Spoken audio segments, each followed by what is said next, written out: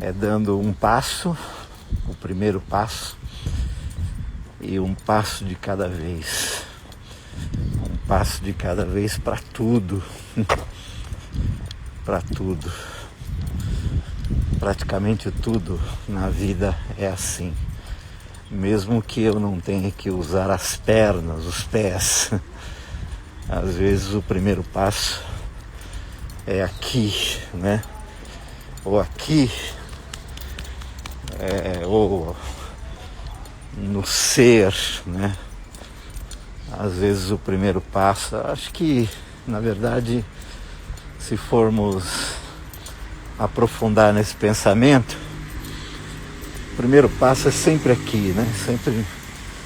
Sempre dentro, né? Que é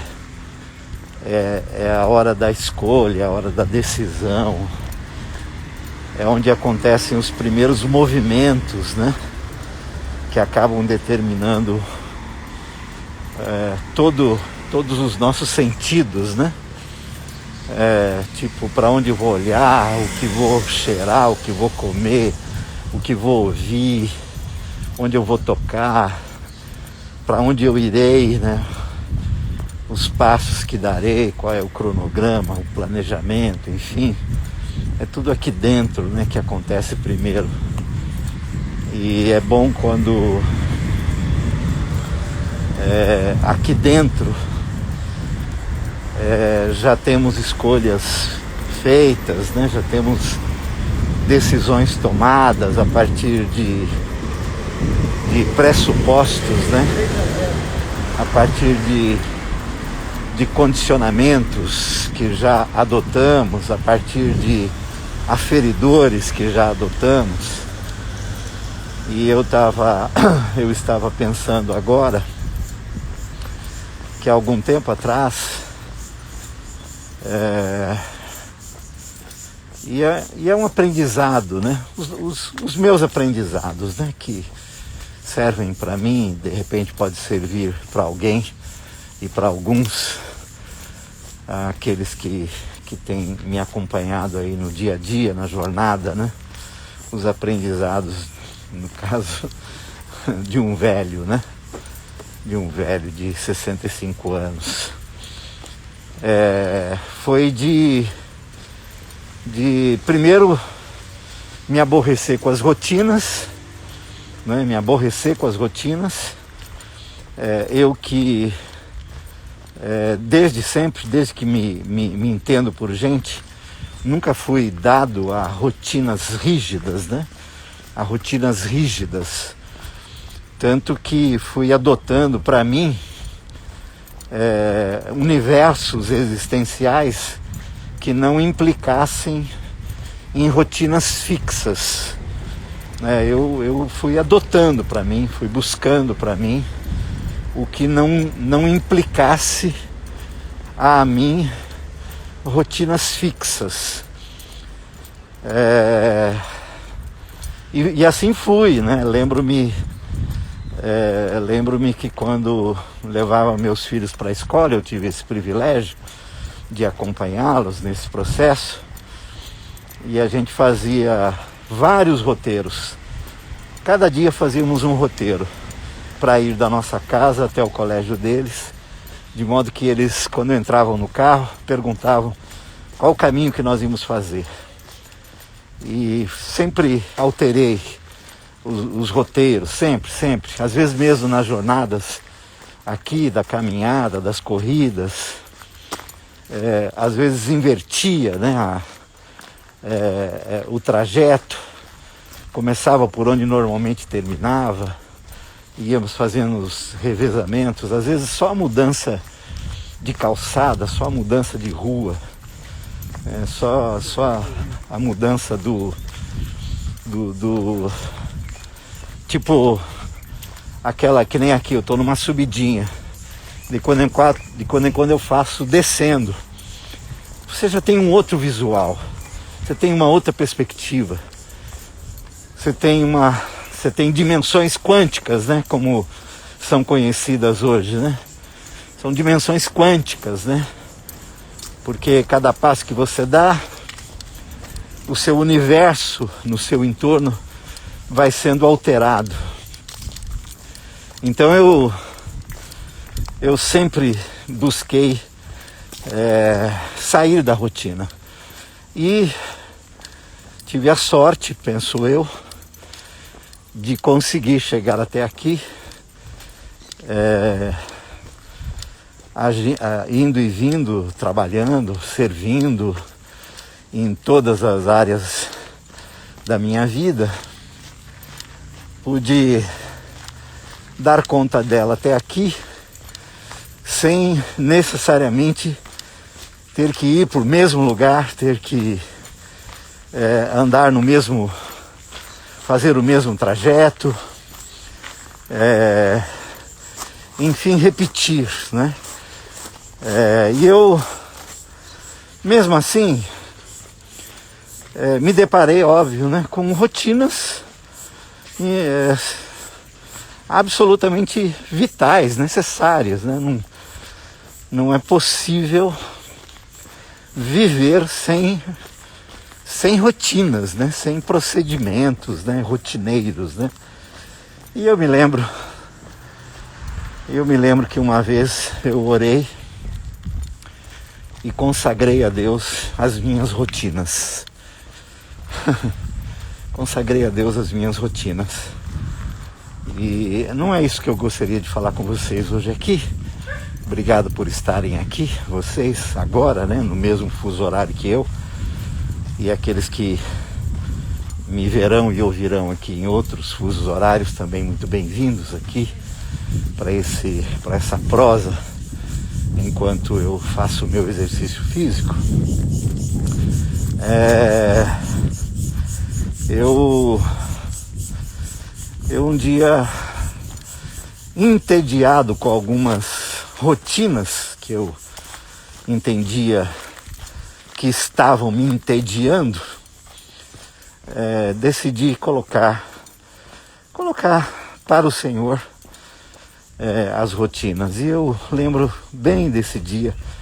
Eu consagrei a Deus as minhas rotinas. Consagrei a Deus. Sabe assim, tipo escovar o dente, calçar o sapato, amarrar o sapato. Não gosto de amarrar sapato. Dá uma preguiça amarrar sapato. E algumas coisas que são procedimentos comuns, naturais, normais, necessários, fazem parte da estrutura da nossa vida, né? Sem elas as coisas não aconteceriam, a verdade é essa.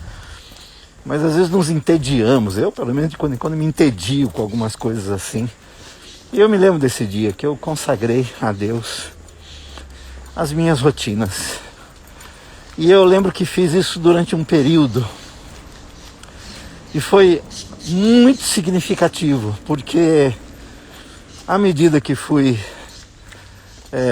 fazendo esse ato consagratório, isto é, transformando as minhas rotinas em culto, não é?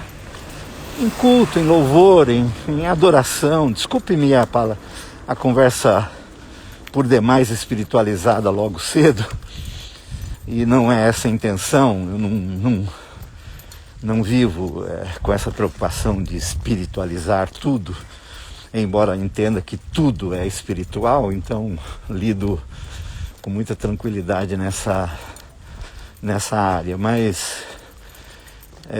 me lembro que trouxe a mim, naquele período, um descanso, um sossego, uma paz. E eu me livrei desse tédio. Não tenho mais. É verdade, não tenho mais esse tédio do que a rotina pode nos provocar, não é? E porque em algum momento eu coloquei nas mãos do Senhor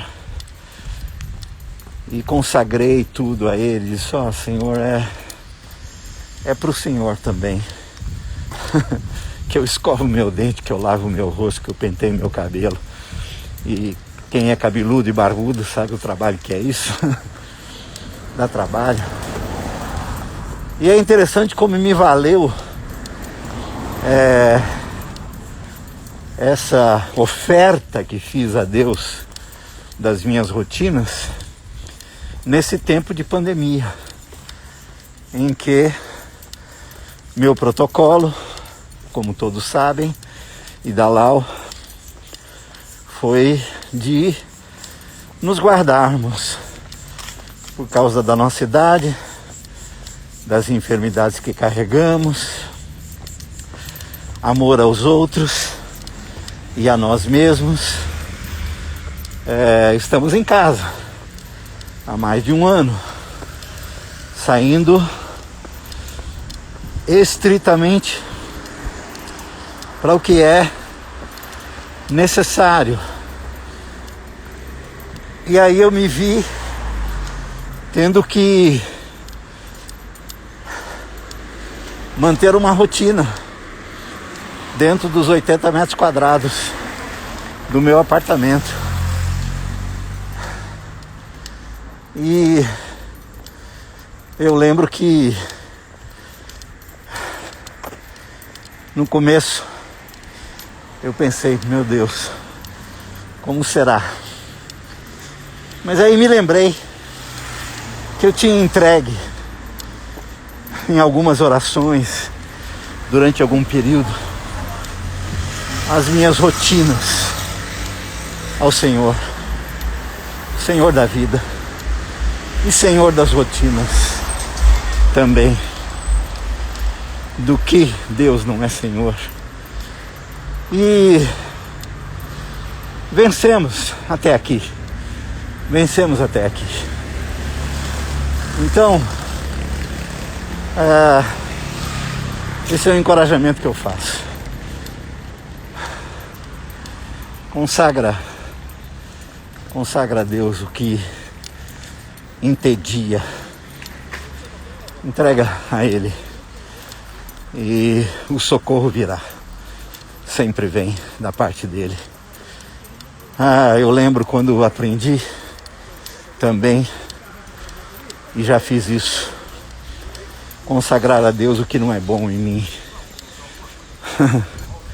Consagrar a Deus o que não presta, que está em mim, o mal que é em mim, a maldade que é em mim, inerente. Eu oro sempre e consagro a Deus o que não é bom, o que às vezes começa a crescer em mim que não é bom, ou alguma coisa que aparece que não é bom. Eu aprendi a orar e consagrar a Deus o que não é bom.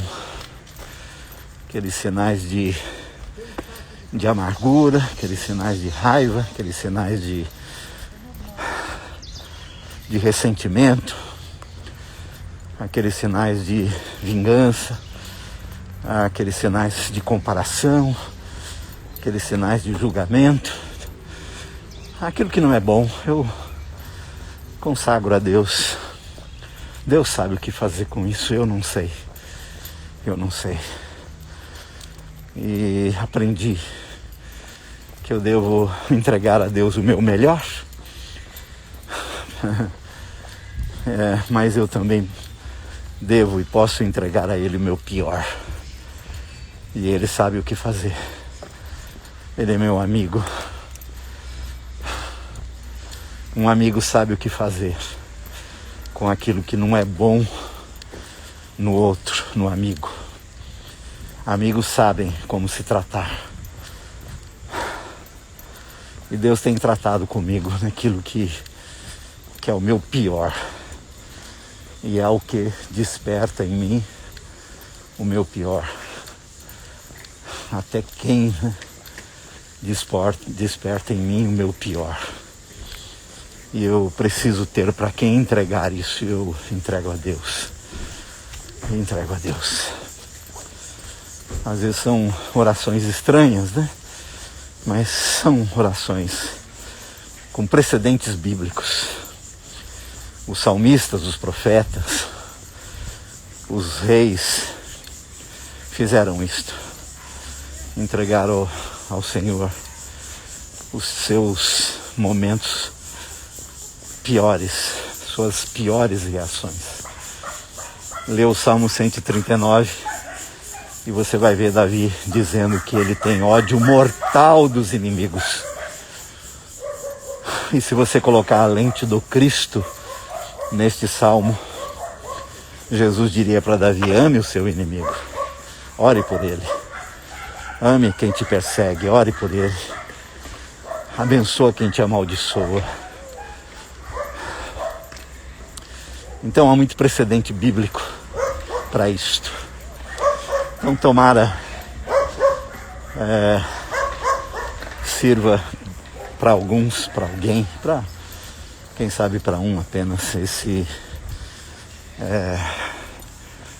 testemunho de quem acorda e dá o primeiro passo e tenta seguir um passo de cada vez para dentro e para fora, né? Há um caminho que a gente faz para dentro e há um caminho que a gente faz para fora. Enquanto estou falando com vocês aqui, eu estou fazendo um caminho para dentro de mim e de repente encorajando vocês a fazer esse caminho também para dentro de vocês. Um passo de cada vez. E ao mesmo tempo eu estou aqui caminhando, dando um passo de cada vez do lado de fora. Mas o Evangelho é uma jornada para dentro e para fora, o tempo todo, não é? O Evangelho é uma jornada para toda a vida, para dentro e para fora, para dentro e para fora, um passo de cada vez.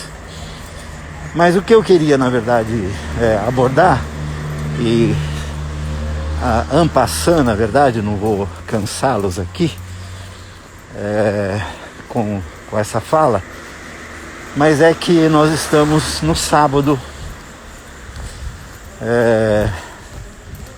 no sábado de aleluia, né? Nós estamos no sábado pós-sexta, chamada Sexta da Paixão,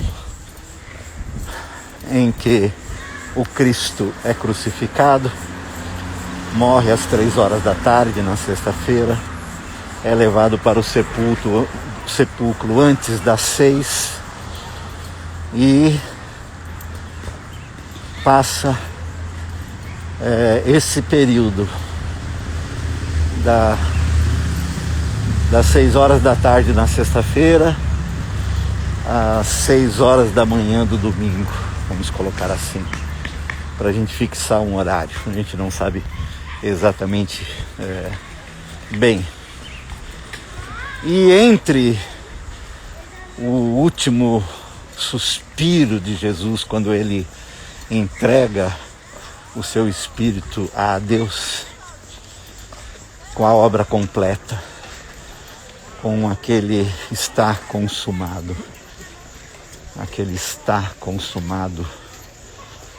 está consumado tudo, passado, presente e futuro, está consumada a eternidade. Dali até a ressurreição há um silêncio, um nítido, um literal silêncio sepulcral, né? Porque Jesus vai para o sepulcro e a tradição, a cultura judaica, religiosa, imprimia aos judeus o descanso, o Shabá, e o corpo de Jesus fica em silêncio na escuridão do sepulcro. São horas. Eu já, ao longo da minha jornada de fé, já pensei nessas horas silenciosas infinitas vezes. Já escrevi textos, já orei orações, já silenciei também, meditando, refletindo. neste silêncio sepulcral, olhando as escrituras, ouvindo os estudiosos, lendo aqueles que pesquisam o que aconteceu a Jesus nesse período. O Paulo faz sugestões de que ele vai ao cativeiro e traz os cativos. Mas o fato é que esse silêncio do sábado é um símbolo dos silêncios de Deus. Para nós, evidentemente, silêncio para os nossos ouvidos, silêncios para os nossos sentimentos, silêncio para as nossas percepções, nós que somos seres barulhentos, né, na sua grande maioria. Silêncio para as nossas sensibilidades. Mas certamente não silêncio de Deus. Não, em absoluto. Mas é um símbolo destes períodos, dessas épocas, desses tempos, destes ciclos. E eu leio muito narrativas de queridos e queridas que de quando em quando registram este silêncio de Deus. Isto é, eu oro, a impressão que eu tenho que ninguém está me ouvindo. Eu oro, a impressão que eu tenho que ninguém se importa. Eu oro e a impressão que eu tenho que não há um Deus ouvindo. E isso é uma tortura para quem espera uma resposta, para quem espera uma solução, para quem espera um sinal, para quem espera uma direção, para quem espera a luz necessária para iluminar um caminho, uma decisão, uma escolha. Como estas esperas são angustiantes para muitos. Há muito erro nesses pensamentos, porque há muito que se espera de Deus quando Ele já nos dotou de tudo que precisamos para tomar decisões, para fazer escolhas, assumir responsabilidades e convidá-lo para fazer o caminho junto, como já falamos aqui algumas vezes. Mas ainda há muito disto de desejar ouvir Deus falando, ver sinais de Deus, testemunhar fenômenos, milagres. Então o silêncio de Deus é insuportável. É insuportável. E eu fico imaginando aos amigos, familiares, o pai e a mãe de Jesus, os familiares, os irmãos, os amigos, os que se tornaram seguidores de Jesus. Que silêncio angustiante. Hoje nós sabemos que Ele ressuscitou, mas eles lá tinham apenas uma promessa. Tinham apenas uma promessa. Ainda não tinham nenhum testemunho. Nenhum testemunho. Embora ele tivesse o precedente de que Jesus ressuscitara Lázaro, mas eles vivem horas de angústia profunda. E o mal personalizado no universo, celebrando a morte daquele que se intitulava o Filho de Deus. Então, os demônios, potestades, principados nas regiões celestes, comemorando, ele morreu. e fizeram festas, porque o bem morreu, a bondade morreu, o amor morreu, e está lá sepultado, trancado, com uma pedra pesadíssima, para que não saia de lá. Ô silêncio duro. Eu pretendo amanhã cedo conversar aqui com quem estiver sobre a quebra desse silêncio. Mas hoje, agora, eu me solidarizo com aqueles e aquelas que encaram hoje estes silêncios, ou vem encarando este silêncio de Deus há muito tempo. Essa sensação de que Deus não se importa, Deus não liga, Deus não está nem aí.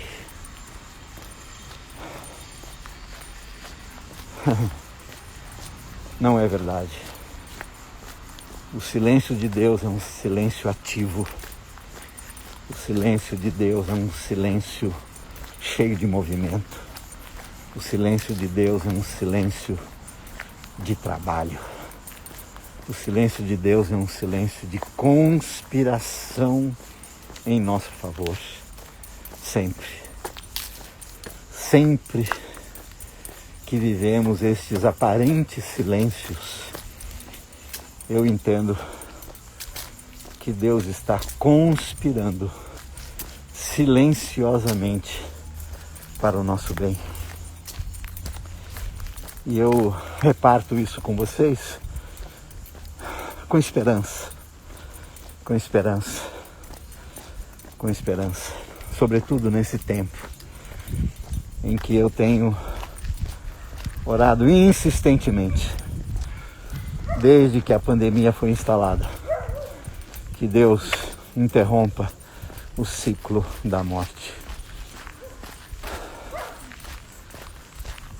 Sobretudo o ciclo da morte causada por essa doença e as consequências dela. E já me passou pela cabeça que Deus não ouviu as minhas orações. Ah, Senhor, o Senhor não ouviu minhas orações. Ainda essa madrugada, à 1h da manhã, chegou a notícia que o seu Luiz partiu. O seu Luiz é o pai da Tati. A Tati mora há muitos anos na França e ela veio para cá quando soube que o pai foi acometido da Covid e veio para ficar ao lado da família, na expectativa de que o seu Luiz se recuperasse. E hoje, à 1h da manhã, ela me manda o recado que ele não deu conta. E ele se soma aos mais de 328 mil brasileiros. Não importa o que você pensa a esse respeito, não importa o tipo de tabela, de índice, de pesquisa, de entendimento que você tenha sobre isso, o fato é que nós temos milhares de pessoas levadas nesse ciclo da morte provocado pela Covid. E como tenho dito, seu Luiz foi cedo, muito cedo. Foi precocemente. E nós oramos, desde que a Tati viajou para cá, oramos para que o seu Luiz fosse curado, sarado e devolvido com saúde para sua família. E orando por ele, orando por todos e todas, e tantos e tantos e tantos. Hoje meu trabalho principal é aqui nesse ambiente, orar, orar, orar. O dia inteiro. Às vezes entro noite adentro, como essa madrugada. E às vezes eu digo, Deus, o Senhor não está ouvindo a gente? O Senhor não está ouvindo a gente? Às vezes eu tenho pensado que nós estamos num sábado longo, como foi longo o sábado do Cristo sepultado, até que ele ressuscitasse. Às vezes eu penso que nós estamos num longo sábado, e eu estou aguardando o domingo da ressurreição, os domingos e as ressurreições.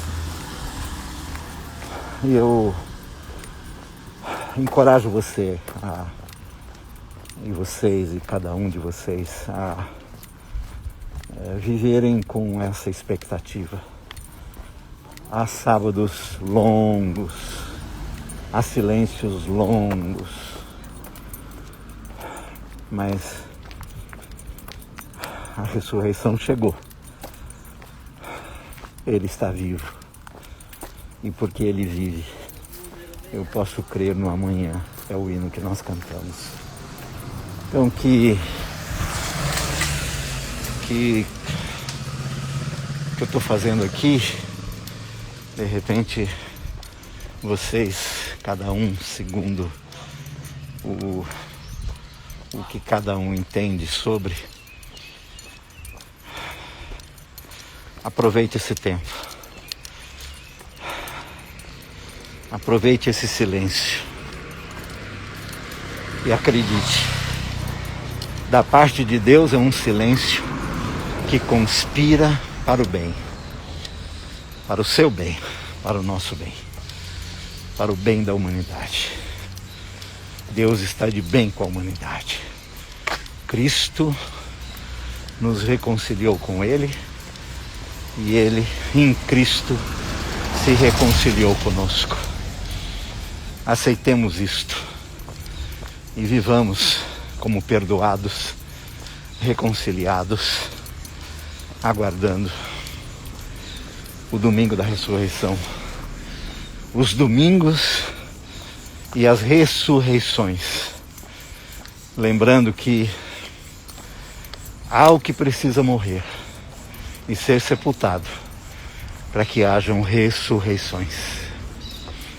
Há o que precisa morrer em mim, dentro de mim, há o que eu preciso fazer morrer, há o que morre para que hajam ressurreições.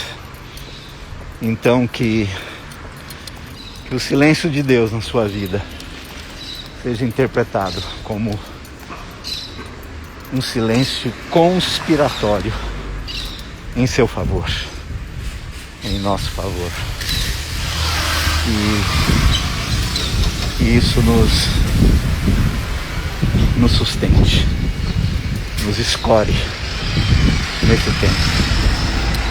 Bom, já que eu disse que hoje é sábado, desejo a vocês um sábado de paz. Shalom, Shabbat. E aguardemos o domingo da ressurreição. Amanhã à noite, às 18h30, se vocês quiserem, preparem aí a sua mesa e a ceia para a gente celebrar a ceia da ressurreição. Às 18h30, na sala do Zoom, no canal do YouTube, onde a gente tem se encontrado ao vivo. Fiquem bem. Um beijo para vocês.